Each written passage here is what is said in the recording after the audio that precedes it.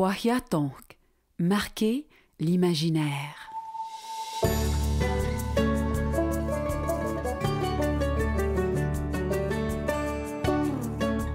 Kwahiatonk et ses partenaires sont fiers de vous présenter les balados littéraires du Salon. Aujourd'hui, épisode 3. La transmission avec Julie Collin. Je me suis toujours posé beaucoup de questions sur la transmission. Des valeurs, des histoires. On dit que les sociétés autochtones sont de tradition orale. Mais quel est le rôle des aînés en 2020? Est-ce que les aînés d'aujourd'hui ont vécu une rupture dans la transmission lorsqu'ils étaient jeunes? Que veulent-ils transmettre? Est-ce que le rapport à la transmission est différent si on a vécu entouré de familles non autochtones? Si on a vécu dans une communauté? Si on a fréquenté un pensionnat? Grâce à 3 aînés, j'ai trouvé quelques réponses à mes questions. La première personne avec qui je me suis entretenue est la conteuse et écrivaine Yolande Okia-Picard de Wendake. Te Wetsionoronquagnon, Yolande Okia-Picard Yatsi, Wendatindi, Wendake Indari. Alors, je suis née à Val-d'Or, en Abitibi, d'un père Wendat. D'un père Wendat qui a quitté la réserve de Wendake en 1944 lors du décès de son père, qui a sauté sur le train en pleine nuit et puis qui s'est ramassé en Abitibi où il a fait sa vie, où il a fondé famille et c'est là que j'ai vécu jusqu'en 1980. La seconde personne que j'ai rencontrée pour discuter du sujet est la poète, traductrice, enseignante et réalisatrice Joséphine Bacon. Qui je suis? Qui suis-je? Bon, Inoshko de Pessamit d'abord. Après ça, je sais pas trop qui je suis, mais je sais que je suis Inoshko. Je sais que je suis humain. Mais après ça, on se définit bien souvent par ce qu'on fait. On peut dire que je suis traductrice, hein? Que à l'occasion, je suis poète, à peu près. Et puis, oui, j'enseigne l'Inuaïmon, très important pour moi, à Kiona et bientôt à Québec. Après avoir rencontré cette humaine qui est Joséphine Bacon, j'ai finalement eu la chance de discuter avec l'écrivain et éditeur Jean Sioui. Oui. Je m'appelle Jean Sioui. Je suis Wendat. Je suis né ici, dans la réserve indienne de Wendake, qui s'appelait le village des Hurons avant qu'elle prenne son nom de Wendake, son vrai nom, comme toutes les communautés qui ont changé le nom qu'on leur avait désigné pour prendre le nom dans leur langue, leur vrai nom. Donc oui, c'est ça, je suis originaire d'ici. Mon âge, je peux l'avouer, je suis un aîné, j'ai 72 ans. Je ne connaissais pas Yolande Okia-Picard avant de la rencontrer dans le cadre de ce balado. J'avais lu ses livres, mais ça ne suffisait pas à répondre à mes interrogations. J'ai d'abord voulu en connaître plus sur d'où elle venait, le milieu dans lequel elle avait été élevée. Avait-elle été élevée dans la culture Wendat? D'une certaine façon, oui, parce que le jour où l'école finissait, mon père venait nous chercher en ville pour nous amener à son lieu de travail, qui était ce qu'on appelait un club de chasse et pêche privé à l'époque, où il était gardien, garde-feu. Et il nous ramenait en ville 3 ou 4 jours avant que l'école recommence pour que ma mère ait le temps de nous préparer les vêtements, les sacs d'école, les crayons, etc., là, pour recommencer l'école puis passer les autres saisons en ville. Alors, ce que je recevais de culture, c'était de vivre dans le bois, d'apprendre les animaux.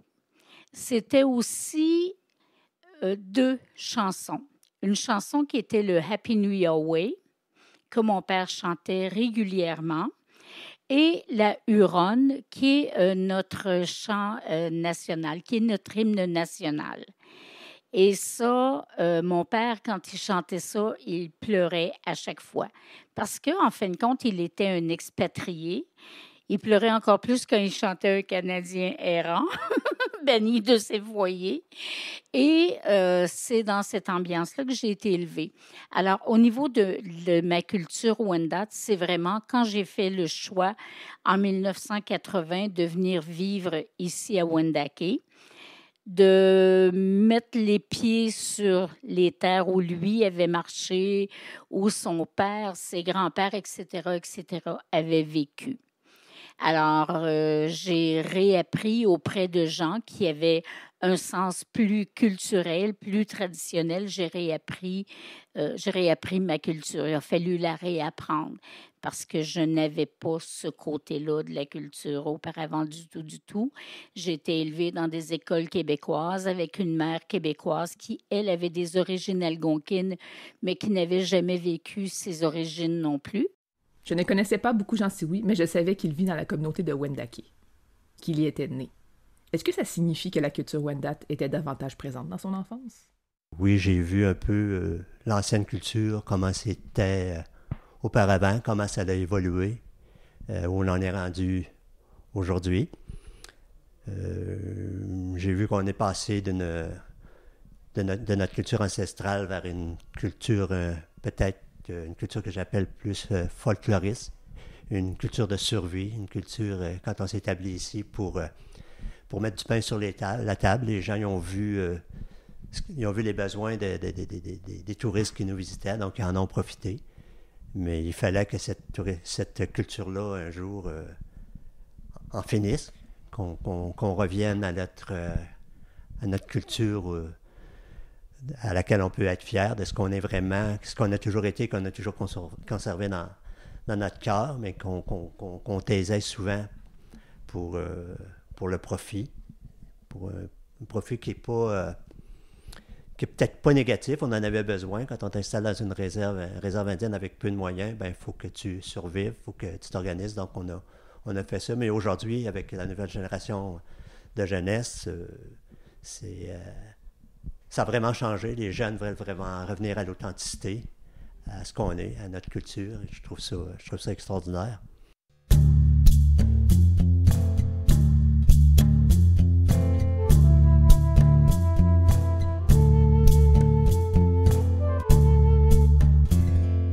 J'ai presque toujours, à part de la petite période où je suis allé sur une ferme avec ma famille. Oui, j'ai vécu dans la culture Wendat de mes grands-parents, puis de mes parents. Élevé dans la culture Wendat, c'est un grand principe. Ça dépend pour les gens comment ils voient ça, être élevé dans la culture Wendat. J'ai été élevé dans la culture où on vivait dans une réserve indienne avec toutes les problématiques de sortir de la réserve, un peu le racisme, les préjugés qui existaient. J'ai vécu la culture des powwows ou de tous les événements d'une petite société, d'une petite communauté qui se tenait, puis qui avait ses principes qui étaient serrés entre nous là, dans tout événement. Donc oui, j'ai eu mes grands-parents, surtout ma grand-mère, parce que mon grand-père est décédé très jeune. Donc, les histoires de ma grand-mère, ses médicaments, ses tisanes qu'elle faisait, les voisins, par exemple ici, là où on est présentement, c'était la rue où on fabriquait des raquettes. Donc, j'ai vécu dans un milieu où on fabriquait des raquettes, où on fabriquait des canots. C'était vraiment mon environnement. C'est d'ailleurs dans le roman qui va être publié l'année prochaine, c'est un peu ça que je raconte aussi, la vie à cette époque-là. Je pars de l'âge de 6 ans là, quand je raconte, et puis d'avoir vécu aussi l'école primaire ici, c'était une école de mission. C'était des religieuses dans le livre, je dis des religieuses qu'on nous a prêtées, des sœurs qu'on nous a prêtées pour faire notre éducation. Donc oui, c'était vraiment particulier, la culture qu'il y avait ici. Mais c'était pas une époque où il y avait des temps de citation, où il y avait toutes les liturgies, toutes les choses ancestrales. C'était une époque où tout ça a été un peu mis de côté. Heureusement, ça n'a pas été perdu, ça a été conservé, la mémoire a été conservée. Donc aujourd'hui, on peut vraiment se ressourcer dans ces choses-là, puis revoir ce qui existait, ce qu'on nous racontait, mais qu'on ne vivait pas. Mais aujourd'hui, c'est vraiment plus vivant. Même la langue, c'est un très bel exemple. La langue était perdue. Ici, on disait que notre langue était perdue. Maintenant, on dit que notre langue était endormie. On a commencé à la réveiller depuis les années 1985. Donc, oui, c'est un peu l'état dans lequel j'ai vécu, là, en sachant tout le temps que nos racines existaient, puis ce que c'était, mais sans vraiment évidemment, avec mon père, j'allais à la pêche, j'allais à la chasse. Ça a toujours existé, ça a toujours été comme naturel chez nous, là. C'était pas un événement sportif qu'on faisait tout à coup, c'était comme naturel, on ne se questionnait pas là-dessus. Si on avait goût de manger une truite, ben on allait chercher une truite, tout simplement. Mais c'était pas comme un événement, c'était pas comme un événement culturel qu'on faisait, c'était comme la vie courante à cette époque-là. Pour ce qui est de Joséphine Bacon, je savais qu'elle a vécu en nomade jusqu'à son entrée au pensionnat.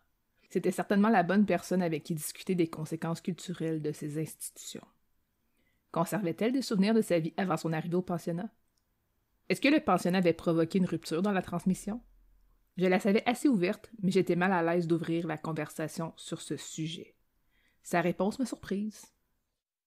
À ma vie avant le pensionnat, mon Dieu, quand je suis arrivée au pensionnat, j'avais 5 ans. Ben non, pas vraiment. J'étais un enfant. Tu sais, j'étais un enfant. Puis avant 52, là, le pensionnat, je suis arrivée au pensionnat en 1952. Mais le nomadisme, c'était très, très vivant encore. Tu sais, parce qu'en 52, moi, aujourd'hui, quand même, j'ai l'âge des nomades.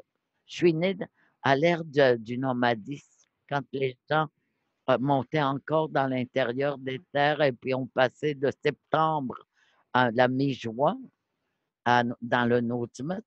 Donc, puis à 5 ans, ben, je ne me souviens pas de grand-chose, sauf d'avoir vécu avec Nautilus et mes parents. Mais après, c'était le pensionnat.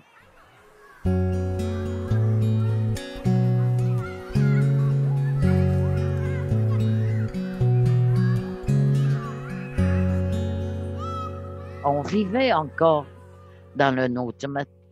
Tu sais, on partait fin juin, non, fin août, début septembre, puis on montait dans le bois. C'était notre vie. C'était ça. C'était normal, tu sais, de marcher. Tu sais, même si tu étais très jeune enfant, tu faisais ta part. Tu partageais des choses que tu étais capable de soulever, puis c'est surtout le plus important, c'est que tu apprenais à marcher. Même les enfants petits, on faisait notre part pour aider la famille ou le groupe, le clan, si je puis dire comme ça. Donc, tu sais, c'était pas, tu sais, c'était normal, tu sais, c'était comme ça. Mais, mais tu marchais, tu marchais, tu marchais. Puis tu vois, tu sais, puis dans mes souvenirs, tu sais, je me souviens beaucoup de l'hiver. Tu sais, comme si, tu vois, en septembre, tu sais, c'est déjà la saison de l'automne qui commence, tu sais. Et puis, dans ces années-là, la neige venait quand même début août. Alors, tu sais, tu partais de la réserve en canot, tu sais, puis là, tu commençais à marcher. Là, la marche commençait avec le portant, puis tranquillement, tu sais, plus tu allais dans la profondeur de Nautilus, puis là, tu arrivais avec la neige.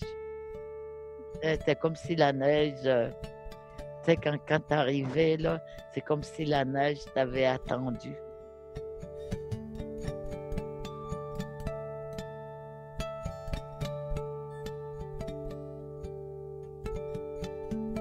Le pensionnat, tu vois, j'ai appris à lire et à écrire. Et aussi, tu sais, le pensionnat, j'ai j'ai eu la chance de rencontrer toutes les Inuits de plusieurs réserves. Tu sais, puis aujourd'hui, tu vois, le pensionnat a fait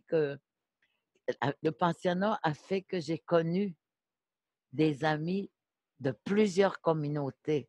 Puis quand j'ai commencé à travailler avec Sylvie Vincent, tu sais, paix à son âme, parce qu'elle nous a quittés. J'ai de la misère un peu à faire mon deuil encore. Alors, quand j'arrivais à Natashquan, tu sais, il y avait des amis là, que j'avais connus au pensionnat quand j'étais en Mahipit, Ekwantit, tu sais, j'avais des amis partout, partout, partout.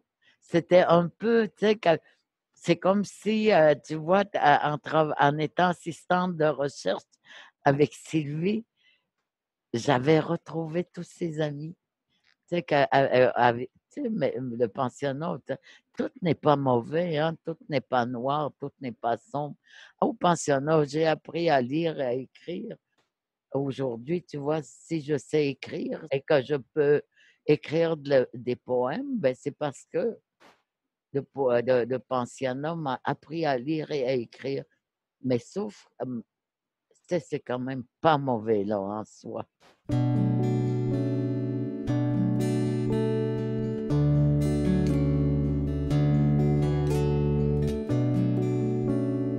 On apprenait les mythes fondateurs, tu sais, à l'intérieur des terres, tu sais, quand on était dans le Notchmut, tu sais, puis c'était comme apprendre l'histoire du monde. Mais à mesure que tu vieillissais, les récits, tu sais, là, tu avais tellement entendu des récits fondateurs tout le long que tu étais petit, puis en vieillissant, là, tu écoutais les récits anciens, tu sais, puis les récits tu sais, souvent, tu sais, on entendait parler d'une personne qui avait été importante aussi. Donc, t'arrêtais pas d'apprendre. C'était comme si tu étais à l'école. T'apprenais peut-être pas à écrire ni à lire, mais t'apprenais à reconnaître les bâtons à message. C'est ça que tu lisais. Tu vois, c'était comme apprendre à lire, mais tu sais, c'est reconnaître. C'est une forme d'écriture finalement. Yolande Okia-Picard a grandi à plusieurs centaines de kilomètres de la communauté de Wendake, avec un père qui, bien que fier de ses origines, avait tout de même quitté la communauté. Quelles conséquences cela avait-il eu chez Yolande? Avait-elle l'impression d'avoir manqué certains enseignements lorsqu'elle était jeune? Je peux pas dire que ça m'a manqué. À partir du moment où j'ai commencé à connaître les éléments culturels d'élévation spirituelle et tout ça, je peux dire, oui, ça peut m'avoir manqué, mais je ne savais pas. Moi, j'ai été élevée, lui, il avait été servant de messe jusqu'à l'âge de 12 ans. Alors, jusqu'à l'âge de 12 ans, j'ai été élevée dans ce christianisme-là aussi.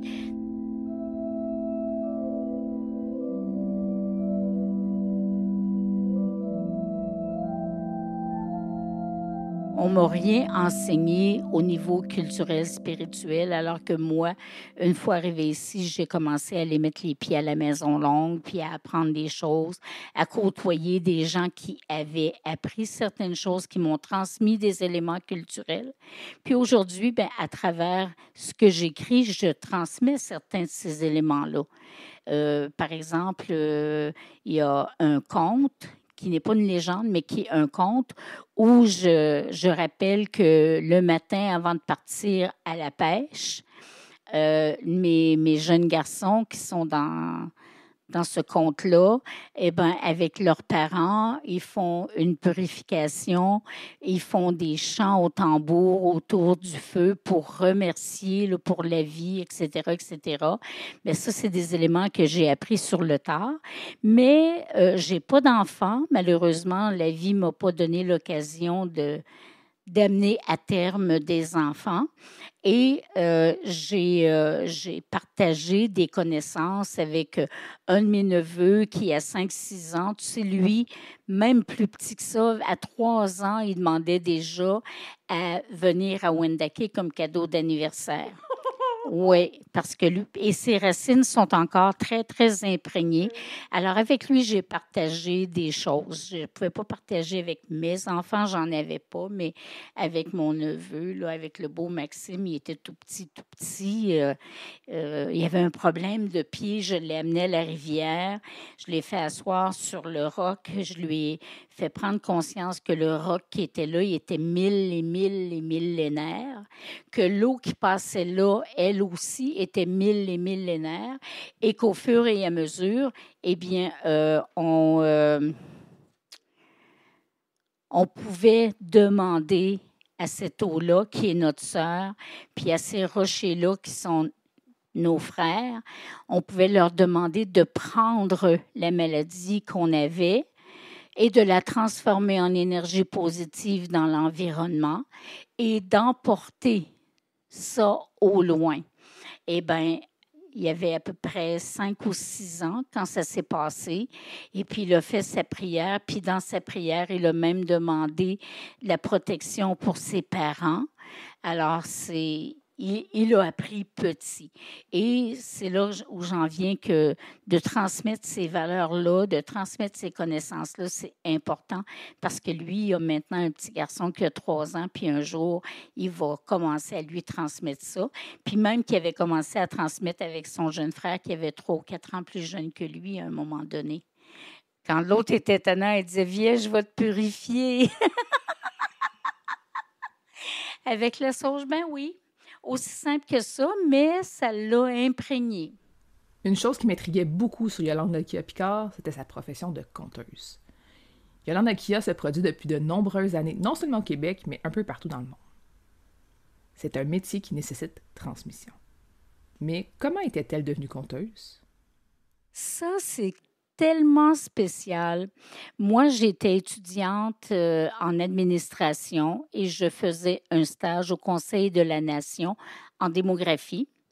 Et puis, il y a une dame qui s'appelle Danielle Lenné, qui était agente de développement touristique et culturel à l'époque. Et elle m'a rencontrée à 1 ou 2 pauses café. Et puis, un jour, elle est arrivée dans le bureau où je travaillais. Et puis, elle m'a dit, j'ai 2 textes à faire écrire pour la prochaine brochure touristique. C'est toi qui vas les écrire. J'ai dit, ben, c'est pas mon domaine du tout. Là. Moi, je suis en administration. Elle dit, ben, j'ai besoin que quelqu'un le fasse et c'est toi qui vas le faire. Mais Danielle, elle a vu qui j'étais dans un très court laps de temps. Et puis un jour, elle m'a téléphoné en me disant « J'ai besoin de quelqu'un pour devenir conteuse pour le Musée de la Civilisation parce que le musée recherche quelqu'un pour conter des légendes amérindiennes. » Je l'ai regardé, j'ai dit « Ben moi, j'en sais même pas une légende. » Elle dit « Toi, première des choses, tu es une conteuse et tu t'ignores. Je vais te fournir de la documentation, le musée va t'en fournir, puis c'est un bon montant qui va t'être donné pour ça. Tu es étudiante, tu en as besoin, c'est ton ordinateur. » Et de fil en aiguille, j'ai commencé à me lever la nuit. À ce moment-là, dans ces temps-là, j'avais laissé les cours en administration. Et puis, je suis devenue, parce qu'elle m'a dit, si tu veux, moi, j'ai besoin de quelqu'un pour travailler à la Maison Rouen, qui était le petit centre de diffusion de la culture à l'époque, qu'on appelait aussi musée. Si tu veux aller prendre des cours en muséologie, moi, je vais te donner le poste après. C'est effectivement ce qui s'est produit. Mais le temps que j'ai suivi les cours en muséologie, c'est à ce moment-là qu'elle m'a téléphoné pour le Musée de la Civilisation. Alors, je prenais des cours du lundi au vendredi et du vendredi au lundi, j'étais au Musée de la Civilisation pour compter les légendes parce qu'en fin de compte, c'est moi qui ai eu le contrat. Mais je me levais la nuit pour écouter les légendes de Daniel Bertolino à la télévision à 2 heures du matin. Je finissais par m'endormir dessus, mais j'en écoutais des bouts. J'ai fait de la lecture, etc., etc. Et puis, la première fois, ça a été une horreur parce qu'il y avait une petite fille assise dans la première rangée, les gros fauteuils en cuir brun au Musée de la Civilisation, dans le salon des visiteurs. Et là, la petite, elle criait « Encore madame, encore madame, encore madame ». Puis moi, j'avais l'impression de même plus savoir parler, de même plus savoir un mot. C'était comme un noir total dans ma tête. Et puis le lendemain, il y a une dame qui avait peut-être l'âge que moi j'ai aujourd'hui, et puis qui est venue me voir après la représentation, et puis qui m'a dit « Oh, madame, vous êtes aussi bonne que tante Lucille. » Bien, tante Lucille, c'est le personnage que tous les jeunes Québécois écoutaient à la radio le samedi matin parce qu'elle nous contait le petit chaperon rouge, puis bon, toutes ces histoires-là, les contes de Grimm, etc., etc. Alors, ça a été un compliment qui a fait que, oups, j'ai senti monter la joie à l'intérieur et de fil en aiguille, je suis vraiment devenue une conteuse. Puis je me suis rendu compte que Mme Lenné avait vraiment raison, que j'étais une conteuse naturelle. Et puis avec le temps, je me suis aussi rappelé que quand j'étais en première année, l'institutrice m'amenait dans les classes des plus grands, des deuxième, troisième années, pour aller leur dire le texte de Léo va à la ferme ou à la grange. Et puis, c'était un texte de 3 pages à l'époque que je savais par cœur. Je savais où faire mes points, mes virgules. Je savais mettre de l'intonation. Alors, plus jeune, je disais, il me prenait pour un petit chien savant puis il me traînait dans les classes des grands. Aujourd'hui, je pense que simplement, ils avaient reconnu la qualité que j'avais d'être capable de mémoriser, d'être capable de dire. Devenir conteuse est une chose, devenir écrivaine en est une autre. En 1998 et 1999, elle publie en 2 volumes le recueil de contes Okia te conte aux éditions La Griffe de l'Aigle. Plus de 20 ans plus tard, en 2020, elle publie Les 13 lunes d'Okia aux éditions Anénorac. J'ai toujours pensé, puis j'ai toujours dit, c'est pour de 7 à 2000 ans. Peu importe l'âge. Pour moi, là, c'est pas juste les enfants. Parce qu'à l'intérieur de nous, en tant qu'adultes, on a tous un enfant qui continue de vivre. Ça m'est arrivé un jour, il s'appelait Monsieur Baron, il vit pas par ici, il vit en France. Mais c'est le monsieur, là, tu sais, qui arrêtait pas, qui coupait la parole à tout le monde. À un moment donné, je suis arrivée, je lui ai prêté un de mes livres comme ça, puis on était tranquille pendant 40 minutes. Puis il avait 82 ans. Fait que c'est pour tous les âges. Il a été dit à l'arrière des livres que c'était pour les enfants de 9 ans et plus, oui, mais pour moi, là, c'est pour tous les âges. Parce qu'on gagne tous à réapprendre ces valeurs-là. Et puis, quand j'ai fait le dernier livre qui est sorti au mois de novembre dernier, Les 13 lunes d'Okia, ben là, j'ai changé un petit peu le niveau de langage parce que je voulais vraiment que ce soit plus pour tout le monde.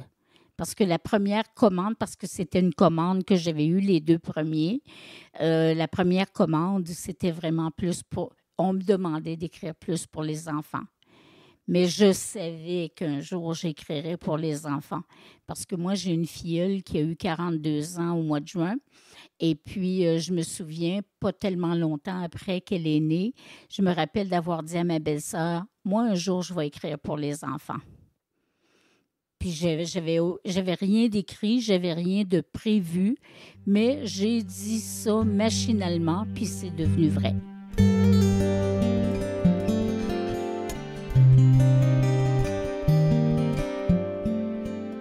Même si on pourrait penser que Les 13 lunes d'Okia s'adressent aux adultes, ce livre s'adresse selon elle à tout le monde, ne serait-ce que parce que les enfants peuvent être accompagnés dans leur lecture. Car là aussi, il y a transmission.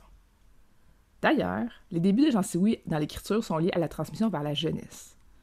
Avant de se lancer en littérature, il l'œuvrait dans un tout autre domaine.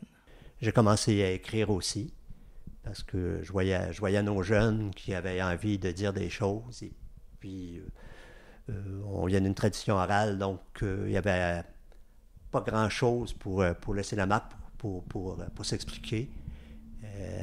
Donc, j'avais commencé comme ça, parce que j'allais dans les communautés autochtones, et puis j'ai tout de suite compris que chez les jeunes, chez les Autochtones, je le dis dans un de mes livres d'ailleurs, qu'on est des poètes de nature, donc il y avait des belles choses à dire.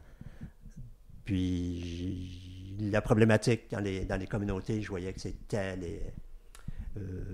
l'isolement et puis rien à faire, pas d'ambition, pas débouché. Donc, je m'étais dit, la meilleure façon d'aider ces gens-là, il y avait toutes sortes de sacs de grisons qui s'étaient toujours à recommencer, ça donnait jamais rien.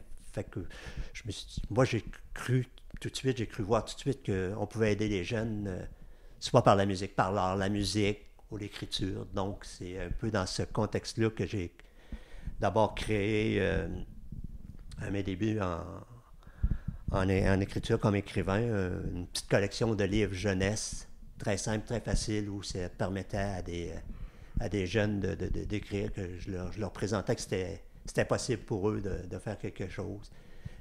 Si, avec les maisons d'édition, on mettait plus de travail, on prenait plus de temps pour les aider, pour cheminer là-dedans.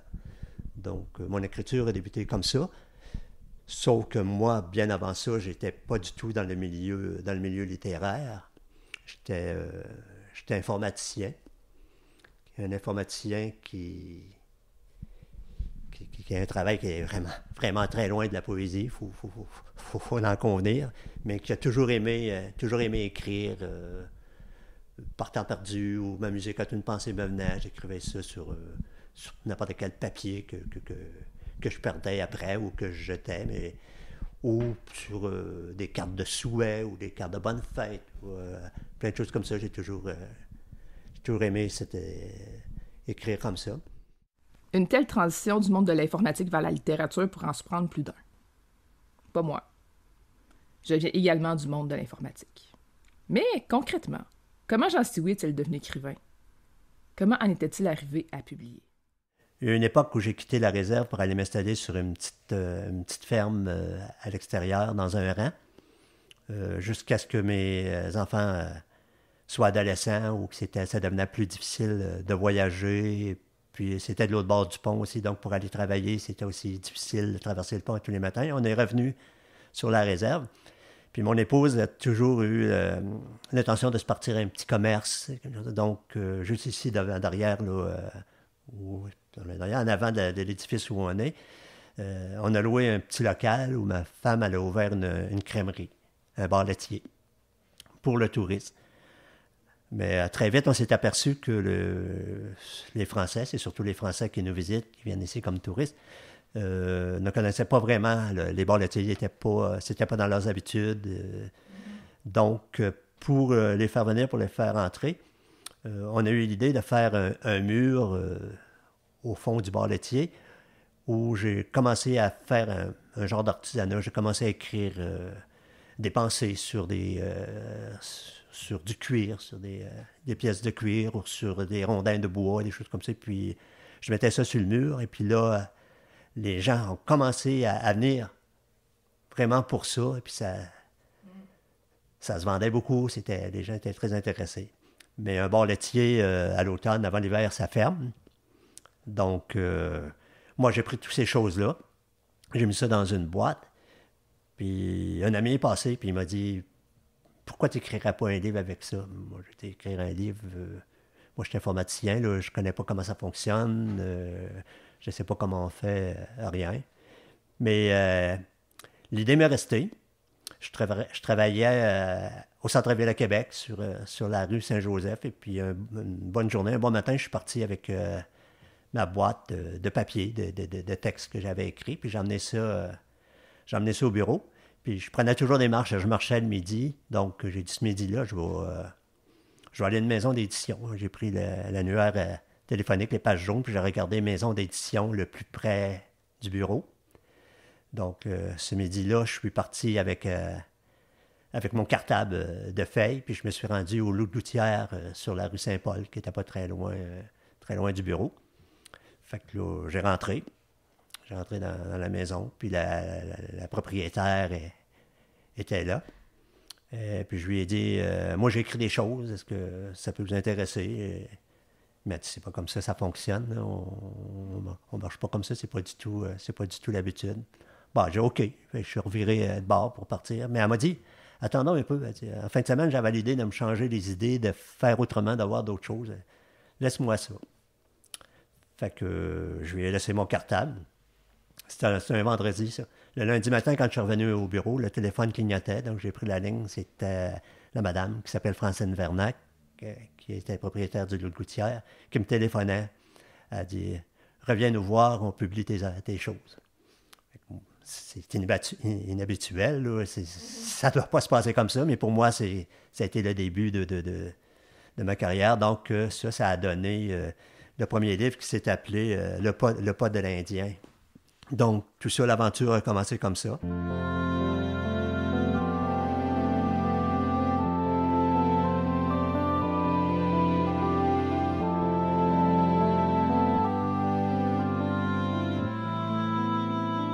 J'ai pris ma retraite d'informaticien vers les années 2002. Je crois que ça fait déjà un bon bout de temps. Hein? J'ai pas 72 ans pour rien. Puis la première chose que j'ai fait, j'étais allé faire un bac. J'avais 54 ans à ce moment-là. J'étais allé faire un bac à l'Université Laval. Un bac qui était en études autochtones. Un bac en 3 certificats, études autochtones, études bibliques et création littéraire. Donc, j'ai un peu appris le métier dans ça. Et puis, j'ai continué à écrire. Aujourd'hui, je suis rendu, un petit peu, si je me souviens bien, je pense que j'ai 12 publications.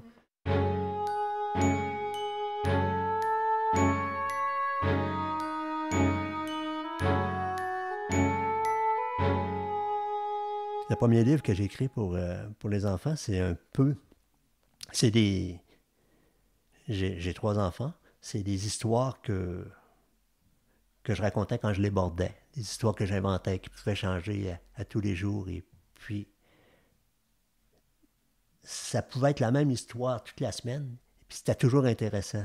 C'est la façon de capter des enfants que je trouve extraordinaires. Ils sont super intelligents. Tu peux mettre des grands mots, mais tu peux mettre des mots bien simples. Et puis, ils aiment ça. Ils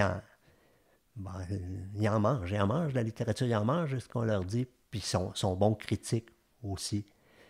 Donc, au bout du livre, la discussion avec les enfants n'est pas la même qu'avec un critique littéraire où il cherche la faille, mais l'enfant, tu es capable de discuter avec lui, de présenter ton livre, puis c'est lui qui va te poser des questions plutôt que... Tu ne les vois pas venir, les questions, puis ils sont tellement différentes, tellement simples, puis tellement pures, tellement belles que c'est pour ça que j'aime ça écrire un livre jeunesse, en essayant d'amener aussi un imaginaire, créer un imaginaire des Premières Nations dans la tête des enfants, puis arriver à amener un jugement des parents que ça peut être le fun de lire ces histoires-là pour les jeunes, de les prendre, qu'il y a une littérature des Premières Nations qui existe et puis qu'ils peuvent leur lire ça sans arrêter d'acheter autre chose que ça, parce que les jeunes, tu fournis jamais, mais au moins qu'il y ait quelque chose, qu'il y ait un peu de matériel qu'ils peuvent prendre pour lire à leurs jeunes, puis dire, c'est une certaine fierté de dire un jeune autochtone, un jeune Wendat, regarde ça a été écrit par un Wendat, puis tu le connais ou tu connais son fils, tout ça. Puis pour ceux qui ne sont pas Wendat, c'est une curiosité aussi de lire une littérature des Premières Nations qu'il n'y avait pas entre les mains jusqu'à maintenant. Donc je pense que ça répond à 2 besoins pour moi qui sont importants. Jean Sioui a cofondé les éditions Anénorac avec son fils Daniel. Les éditions Anénorac se veulent avant tout une maison d'édition par et pour les Autochtones. Mais se lancer en édition n'est pas une mince tâche. Quand on a commencé avec les éditions Anénorac, c'était pour donner une plateforme aux gens des Premières Nations, parce qu'il n'en avait presque pas dans ces années-là. L'écriture des Premières Nations, c'est encore presque nouveau, là, malgré que ça a beaucoup évolué depuis un certain temps, depuis... pas juste nous autres, les éditions Anénorac, mais on a beaucoup participé à ça, à être capable de publier. Donc, c'était pour donner une plateforme parce que j'ai vite compris que des gens des Premières Nations qui écrivaient, souvent, c'est pas leur langue première, c'est leur langue seconde, le français. Donc, je je pense que tu sais comment ça marche dans le monde d'édition. Quand tu envoies un manuscrit, il faut qu'il soit presque parfait déjà. Donc, un manuscrit qui arrivait des Premières Nations, bourré de fautes. Disons, je vais être moins... Il y avait beaucoup de fautes, puis il y avait beaucoup de tournures de mots qui sont pas... ou de phrases qui sont pas acceptables dans le monde d'édition général. Donc, la maison d'édition a été créée dans le but de beaucoup plus travailler comme éditeur sur les textes, peut-être de publier moins, mais de mettre beaucoup plus de temps sur les textes pour arriver à éditer, à publier quelque chose. Donc, au début, on a travaillé comme ça. On a travaillé fort. On a publié. On a corrigé, on a recorrigé, on a retravaillé. Et puis, c'était le but de la maison d'édition qui, aujourd'hui, je peux quasiment dire que c'est rendu une grande maison d'édition qui a très bien fonctionné. Avec mon fils qui a toujours été un amoureux des livres, de la lecture, et puis qui avait, quand on a parlé de ça, qui était très enthousiaste, puis j'ai jamais regretté. Je pense qu'aujourd'hui, là, on voit les résultats, ça a été une belle réussite, et puis maintenant, j'ai vite compris que mon fils, et puis Cassandre, qui a une maîtrise en littérature, pouvait faire marcher à la maison, donc maintenant, je les laisse aller, puis ils vont très bien. Je serais même plus capable de suivre, je pense, avec les idées modernes d'aujourd'hui, puis la technologie. Là. Donc, c'est merveilleux. Lorsqu'on parle de transmission, on passe nécessairement à la question de la langue. Joséphine Bacon enseigne l'Innu à Aïmoun depuis les années 70. Grâce à elle, plusieurs générations d'Innu ont pu se réapproprier leur langue. Comment était-elle devenue enseignante? J'ai commencé à enseigner en 74-75 à l'Université de Montréal. Oh mon Dieu, c'est loin tout ça. En 75, je te dirais. Après ça, j'ai enseigné 2 années à Machitoyach. Après ça, j'ai enseigné j'ai enseigné au réseau autochtone Montréal. Ouais, aussi. Mais finalement, j'ai toujours enseigné quelque part. Tu vois, tu sais, quand tu écris dans ta langue, en langue innu-aïmoun, c'est l'enseignement qui continue. Joséphine Bacon a publié son premier texte poétique dans le collectif Amis Touto, Parlons-nous, paru chez Mémoire d'Encrier en 2008. C'est le rêve de la poète Laure Morali qui a déclenché sa carrière de poète. Laure Morali est une grande poète. En plus d'être une grande poète, c'est une amie très chère pour moi. Et je trouve qu'on aurait avantage à la connaître comme poète aussi. Et puis, si aujourd'hui j'écris de la poésie, c'est parce qu'elle a fait un rêve qui a été marquant finalement pour quelqu'un comme moi qui n'écrivait pas. Je n'écrivais pas. Par contre, j'ai beaucoup traduit les aînés, autant des vieilles, autant des vieux. Et puis donc, en les traduisant, j'imagine qu'en les traduisant, comme l'innu est poétique, c'est une langue poétique, donc dans ma traduction, peut-être que je traduisais de façon poétique parce que les aînés étaient des poètes. Alors, quand Laure a fait son rêve, et puis elle m'a invité à participer à participer à son rêve. Son rêve, c'était, elle avait rêvé qu'elle jumelait des écrivains et des poètes québécois aux Premières Nations. Mais moi, je me sentais pas du tout concernée je trouvais que c'était un beau rêve qu'elle avait fait, il fallait qu'elle réalise. Mais c'est quand elle m'a demandé si je voulais bien participer, j'ai dit, moi, je n'écris pas, je suis pas poète. Mais comme je l'aime beaucoup, j'ai accepté.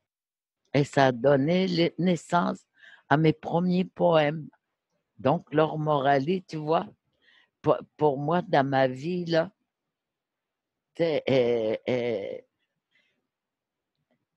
comment je pourrais dire, elle a été une personne importante. Et puis, elle m'a marqué, tu sais, en tant que poète. Tu sais, elle a fait de moi un poète. On pourrait dire ça, j'espère.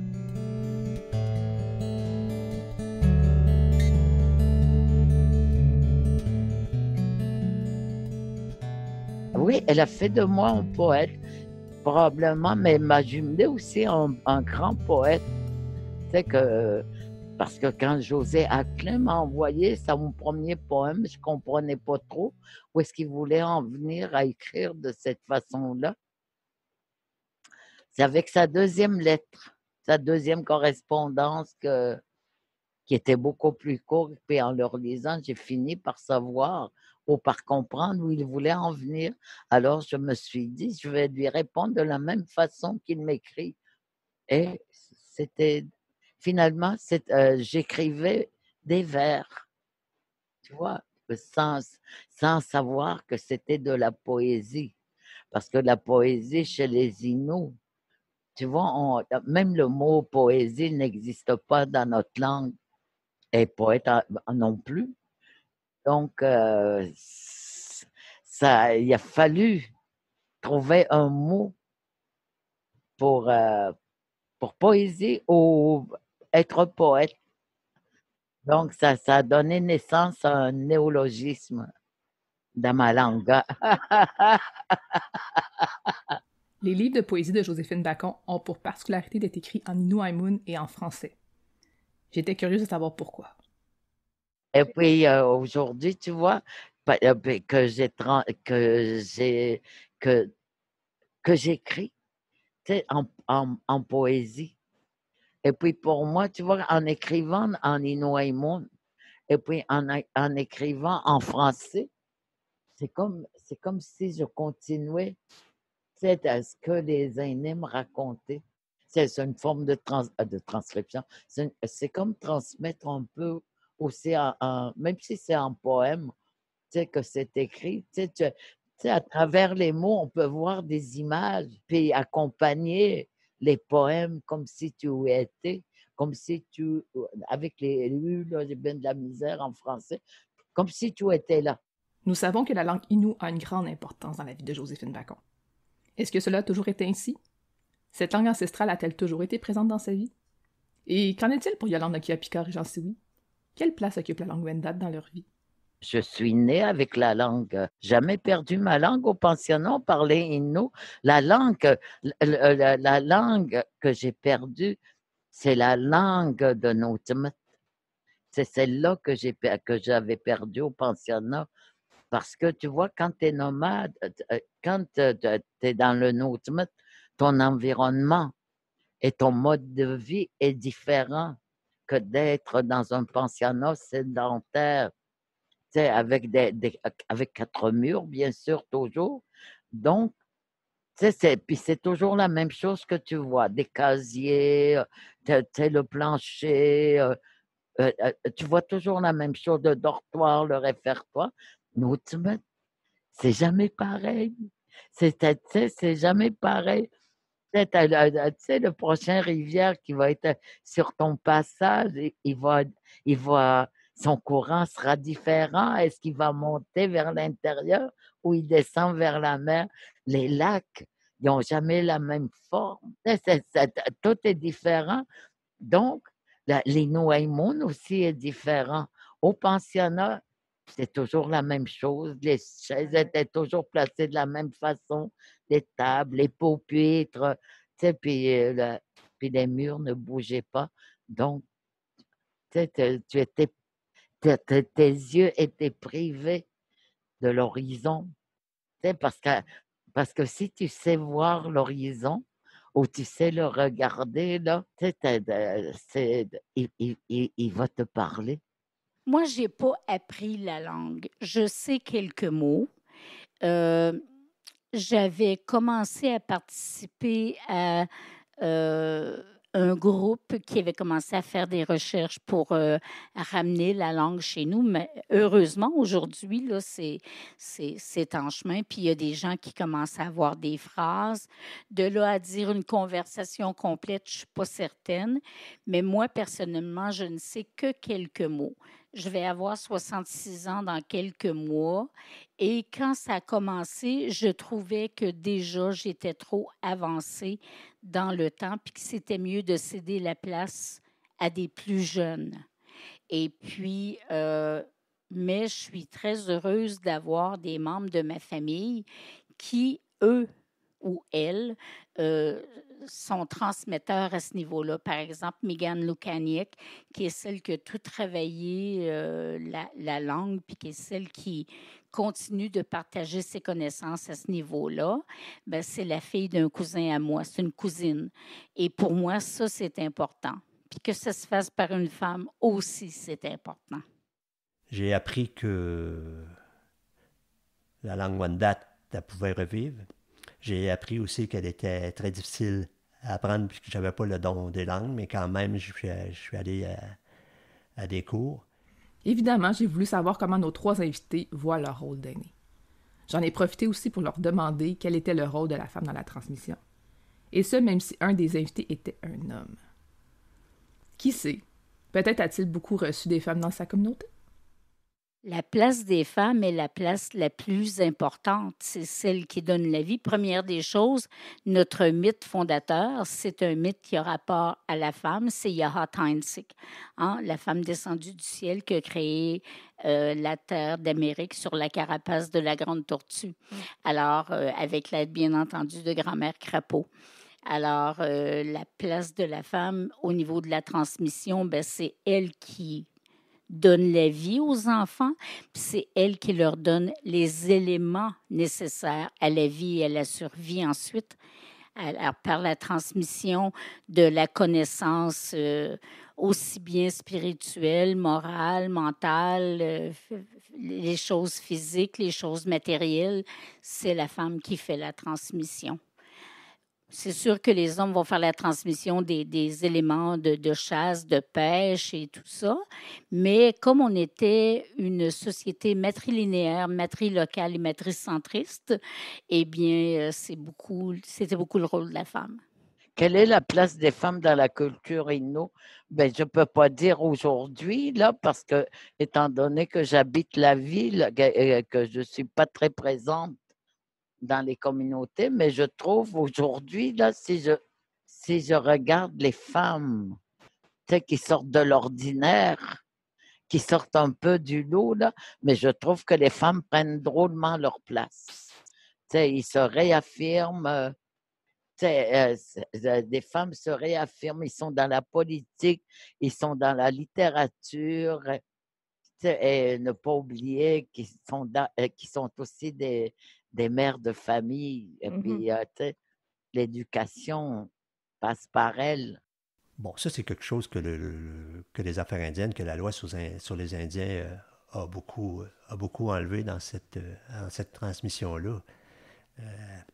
Le rôle des femmes qui était tellement important chez les Wendat, c'était eux autres qui choisissaient les chefs, c'était eux autres qui... les mères étaient extrêmement importantes. Ben, avec la loi sur les Indiens, où les femmes ont toutes perdu comment je pourrais bien dire, leur prestige, l'importance qu'ils avaient, ils ont été vraiment, vraiment diminués, au point que de se marier puis de perdre leur identité. S'ils mariaient un nom autochtone. Donc, oui, ça a été une époque. Les écoles de mission, ça faisait partie de tout ça, du cheminement qui nous rendait semblables à toute la population blanche, où les femmes avaient leur rôle dans les maisons. Donc, on voulait nous emmener, nous construire à la québécoise. Donc, ça a beaucoup réussi, ça a beaucoup pris. Donc, le rôle des femmes a vraiment pris le même rôle que le village d'à côté ou que les Québécois. Mais c'est difficile d'enlever une fierté ou d'enlever l'âme d'une personne. dans nos femmes, ça a toujours resté cet état-là, cette racine-là a toujours été là, elle n'a jamais été complètement arrachée. Donc, aujourd'hui, de plus en plus, on voit nos femmes, toute l'importance qu'ils reprennent, comment ils peuvent être souvent des guides, des conseillères chez nous, mais c'est plus exactement le rôle qu'ils avaient. Mais ça serait plus possible. Ce serait plus possible non plus, parce qu'on ne vit plus dans des maisons longues, plusieurs familles ensemble. Donc, il faut comprendre que ça aussi, ça a évolué. Mais le fondement, l'âme de la personne, il n'est jamais mort, il existe toujours, puis on le reconnaît dans nos femmes quand on parle avec eux autres, puis l'implication qu'ils reprennent dans la vie sociale, dans la vie de tous les jours. Joséphine Bacon a travaillé de nombreuses années comme assistante de recherche auprès de 3 anthropologues réputés, José Maillot, Sylvie Vincent et Rémi Savard. Ces 3 personnes lui ont transmis beaucoup de savoir. Plein. J'en ai plein. Il y a beaucoup de personnes, Sylvie Vincent, entre autres, tu sais, des 3 anthropologues, ils ont eu une grande influence, tu sais, tu vois, Rémi Savard, là, au pensionnat, on ne racontait pas, tu sais, on ne pouvait pas entendre les Hatlogan fondateurs que les vieux nous racontaient quand on était petits.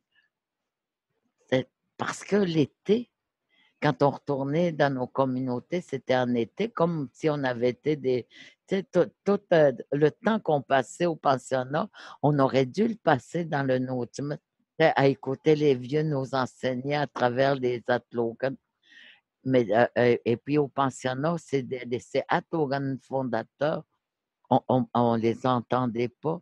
Et puis, quand on arrivait à la cour dans le temps du nomadie, c'est que tu laissais reposer tous les esprits de notre maître, autant les maîtres des animaux que les Hatlogan. Les Hatlogan aussi se reposaient. Et puis, tu vois, donc, quand j'arrivais du pensionnat pour les vacances d'été, comme les Hatlogan, les vieux ne les racontaient pas pour qu'ils se reposent. Donc, je les ai pas connus. Et puis, tu vois, puis quand j'ai commencé à travailler avec les 3 anthropologues, Rémi Savard les a racontés parce que lui, il les enregistrait, tu sais, puis c'est moi qui les... Mais au début, tu sais, j'allais toujours à son bureau, puis je restais là 1 heure ou 2, puis il me racontait les Hatlogan. Et puis, tu vois, José Maillot, elle m'a redonné ma langue parce que j'ai transcrit et traduit les vieux et les vieilles. Eux autres, quand ils parlaient la langue de Notima. Et puis Sylvie, tu sais, en étant en étant son assistante de recherche, j'ai pu me réapproprier mon histoire.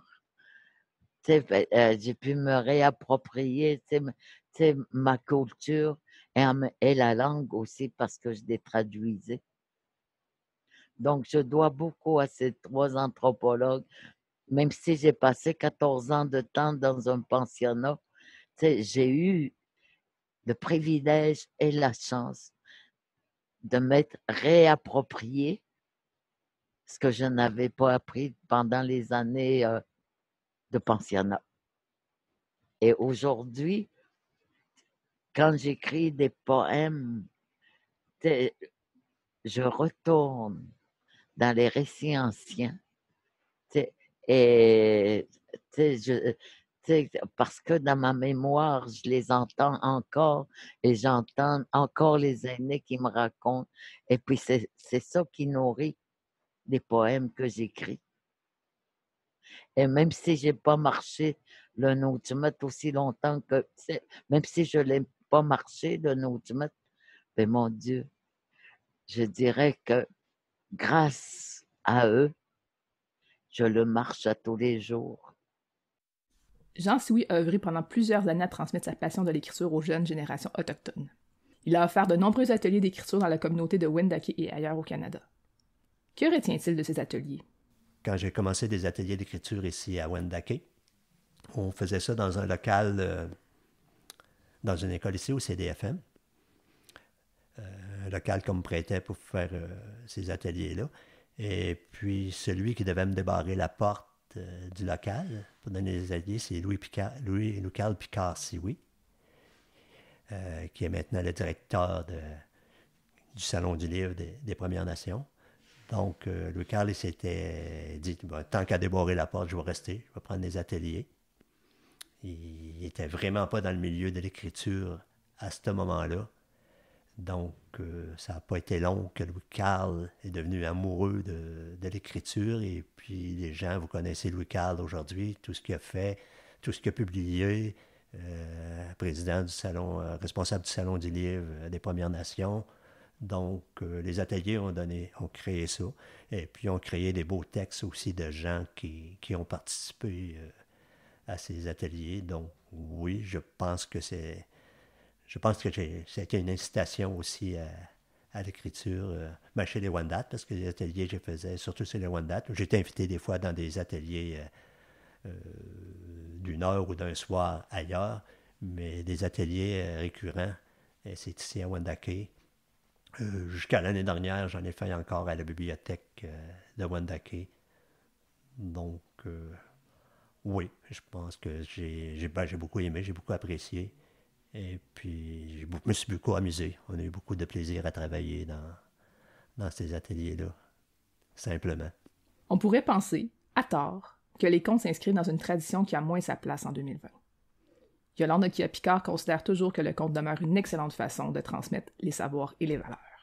Bien, pour moi, je pense que c'est important, peu importe le temps, le lieu, l'époque, je pense que c'est important de transmettre justement ces valeurs-là. Parce que quand on regarde aujourd'hui où on en est rendu, moi j'appelle ça un monde de pourriture.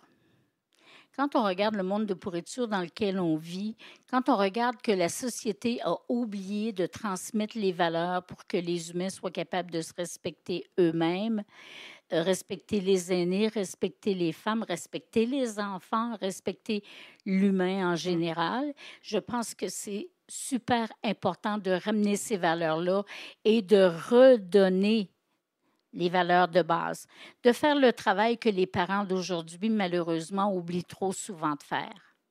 Parce que ça devient compter, parce que moi, j'ai bien compté et non raconté. Compter, c'est un travail de transmission, oui, mais c'est aussi un travail pour amuser, mais pour enseigner en même temps. Faire quelque chose qui va faire qu'on puisse faire un pas en avant dans la société pour en arriver un jour à un monde de paix. Ça, c'est le but ultime de ma démarche, qu'on puisse un jour avoir un monde de paix sur toute la Terre, puis dans l'univers entier. Alors, s'il n'y a personne qui prend la peine de transmettre ces valeurs-là, que les enfants n'entendent plus chez eux, parce que les parents n'ont même plus le temps de le faire aujourd'hui, puis ils ne se rappellent pas qu'il faut prendre le temps. Alors, s'il n'y a personne qui le fait, on n'arrivera jamais à rien.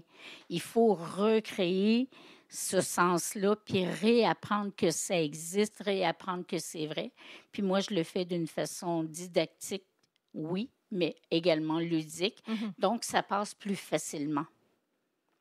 Parfait. C'est une forme d'enseignement, en fin de compte. Moi, j'appelle ça les clés d'ouverture des portes de l'âme. Pour moi, les légendes, c'est ça, les clés d'ouverture des portes de l'âme. En plus d'utiliser les mots, Yolande Nokia-Picard utilise le chant et le tambour pour transmettre ses histoires. Je joue du tambour à peau sèche, qui est un tambour qui n'est pas notre tambour original, mais je joue aussi du tambour d'eau qui, lui, est notre tambour d'origine. Oui, parce que quand je fais une représentation de contes et légendes, j'amène des chants au tambour d'eau et parfois aussi au tambour à peau sèche.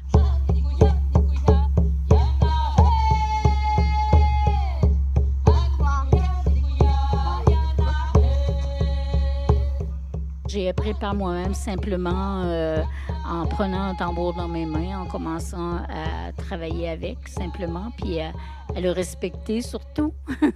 Et puis le tambour d'eau, ben j'avais même fait mon premier tambour d'eau. et puis qui, avec le temps, a fendu. Mais j'avais appris que ça se faisait dans le peuplier faux-tremble qui avait séché pendant 2 ans. Aujourd'hui, il y a des gens qui en font, mais dans d'autres essences d'arbres. Mais j'avais appris aussi il y a Marius Barbeau, vous savez, qui était de la Beauce québécoise, qui avait enregistré aux alentours de 1910 nos chants, nos légendes, ici à Wendake, et puis chez les Wyandot d'Oklahoma également, puis bon, chez d'autres nations iroquoiennes. Et dans un livre qui a été publié il y a plusieurs années, mais qui a été traduit en français vers les années 90, 92 ou quelque chose par là, ben, dans ce livre-là, il y a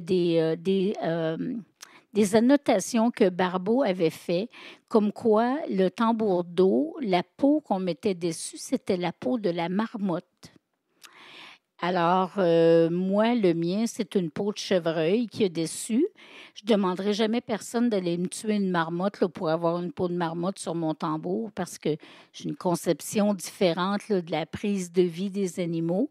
Quand c'est pour se nourrir ou pour se vêtir, oui, mais pas juste pour avoir le plaisir d'avoir un tambour comme autrefois. Alors, il y a du chevreuil suffisamment qui est pris là, pour l'alimentation. Alors, c'est un bout de peau de chevreuil là, qui est sur mon tambour d'eau.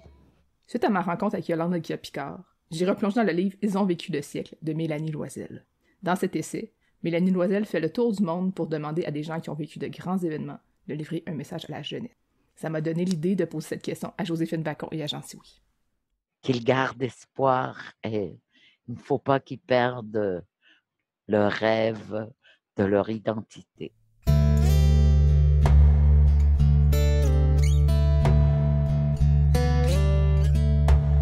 C'est surtout de ne pas se laisser influencer par les plus vieux, de vraiment comprendre la force qu'ils peuvent avoir et toute l'influence qu'ils peuvent avoir dans notre monde, parce qu'eux autres, ils sont sincères, ils sont pas influencés par une politique ou par un gain, ils sont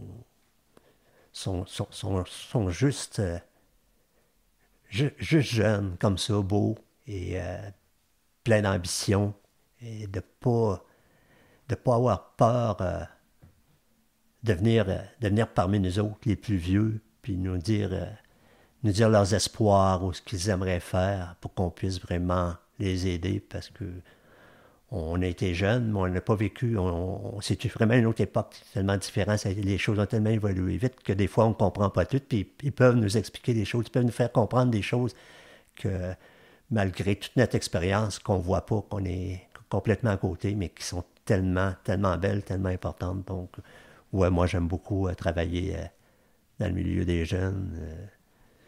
Donc, je l'ai fait beaucoup et puis je suis toujours disponible à faire ça avec ces gens-là. C'est parce qu'eux autres, ils m'apprennent beaucoup, ils m'amènent beaucoup, puis ils me permettent d'avoir de l'espoir puis de continuer à vivre.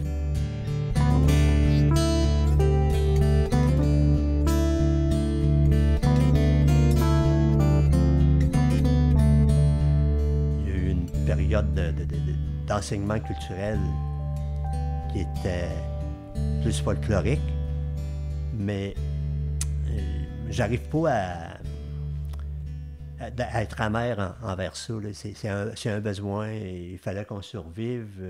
On a peut-être créé Wendake comme c'est rendu aujourd'hui de cette façon-là. Mais ça a vraiment, pour moi en tout cas, ça l'a manqué. On a vu, évidemment que j'ai vu tous ces... dans la rue ici, c'était la rue vraiment exemplaire pour ça, où il y avait vraiment des artisans. Donc, j'ai vécu parmi ce milieu-là, mais c'était tellement naturel, c'était tellement comme des métiers normaux pour nous autres, parce qu'on vivait dans ce milieu-là, et on n'avait pas à s'expliquer que c'était quelque chose de culturel, c'était normal, c'était comme ça, c'était la vie, ça a toujours été comme ça a continué. Mais aujourd'hui, je ne voudrais pas que toutes ces choses-là s'oublient, se perdent. Je voudrais qu'on se rappelle que ça a existé, que ça a été comme ça, et puis qu'on en fasse plus sa vraie valeur culturelle de ces métiers-là, de ces artisans-là. Donc, c'est ça aujourd'hui que je voudrais qu'on rappelle à la nouvelle génération. Qu'on soit capable de dire, par exemple, au niveau... c'est un peu une ambition que j'avais quand j'étais chef, qu'au niveau touristique, on puisse voir que les gens qui viennent, on puisse rappeler que, par exemple, telle maison qui est là, bien avant, c'était là qu'on faisait des canots. Ou là, Cherbourg, on faisait des raquettes, et puis il y avait cette senteur de babiche dans l'air, partout dans la rue.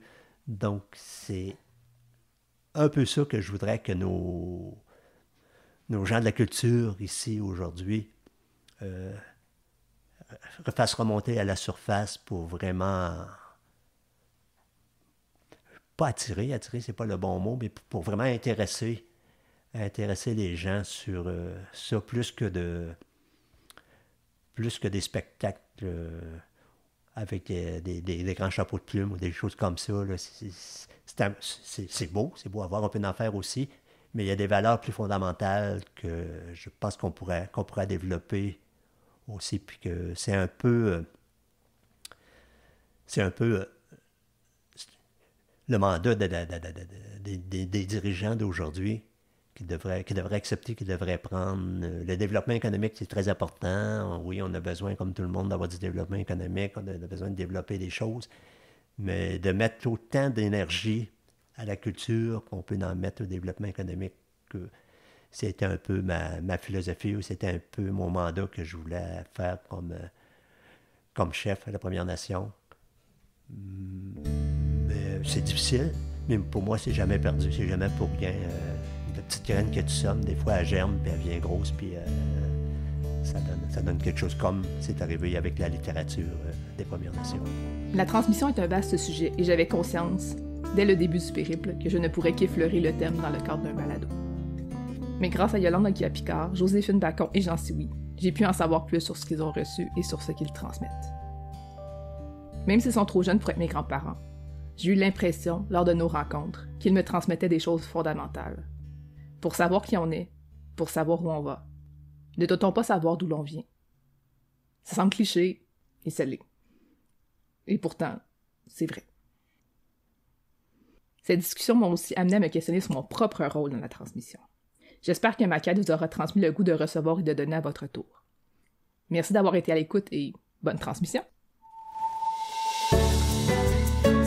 Cet épisode de Balado vous a été offert dans le cadre du 9e Salon du Livre des Premières Nations, une réalisation de Kwahiatonk, avec l'appui financier du Conseil des arts du Canada, du gouvernement du Canada et du gouvernement du Québec. Le 9e Salon du Livre des Premières Nations vous est présenté par Inergex, Énergie renouvelable, la Caisse des Jardins de Wendake et Hydro-Québec. Réalisation et animation, Julie Collin. Invités, Jean Sioui, Yolande Okia-Picard et Joséphine Bacon. Musique et montage, Marc Vallée. Coordination, Louis-Carl Picard-Sioui. Kwahiatonk, marquer l'imaginaire.